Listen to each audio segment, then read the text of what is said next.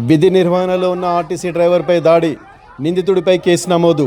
విధి నిర్వహణలో ఉన్న ఆర్టీసీ డ్రైవర్పై అకారణంగా దాడి చేసి ప్రభుత్వ విధులకు ఆటంకం కలిగించిన వ్యక్తిపై నల్గొండ రూరల్ పోలీసులు కేసు నమోదు చేశారు.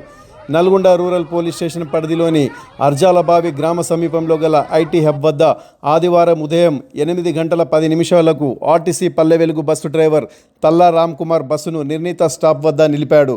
ఆ సమయంలో ఒక బైక్పై వచ్చిన తుపాకుల వెంకటేశం అనే వ్యక్తి బస్సును మధ్యలో ఎందుకు ఆపలేదని డ్రైవర్తో వాగ్వాదానికి దిగాడు. బస్సును కేవలం నిర్దేశించిన స్టాపుల వద్దే ఆపుతామని డ్రైవర్ రామ్ కుమార్ చెప్పినప్పటికీ నిందితుడు వెంకటేశం డ్రైవర్ను అసభ్య పదజాలంతో దూషించాడు. అనంతరం బస్సులోకి ప్రవేశించి డ్రైవర్ను సీటులో నుండి కిందకు లాగి రోడ్డుపై విచక్షణారహితంగా దాడి చేశాడు. ఈ దాడిలో డ్రైవర్ రామ్ కుమార్ కుడి కంటిపైన మరియు మోకాలికి గాయాలయ్యాయి. ఈ నేపథ్యంలో బాధితుడు రామ్ కుమార్ ఫిర్యాదు మేరకు నల్గొండ రూరల్ ఎస్ఐ సైదాబాబు నిందితుడు తుపాకుల వెంకటేశంపై బిఎన్ఎస్ సెక్షన్లు 118 మరియు 352 కింద ఎఫ్ఐఆర్ నమోదు చేశారు. ఆర్టీసీ ఉద్యోగుల విధి నిర్వహణకు ఆటంకం కలిగిస్తూ వారిపై భౌతిక దాడులకు పాల్పడే వారిపై చట్టపరంగా కఠిన చర్యలు తీసుకుంటామని Telangana RTC MD Y Nagireddy హెచ్చరించారు.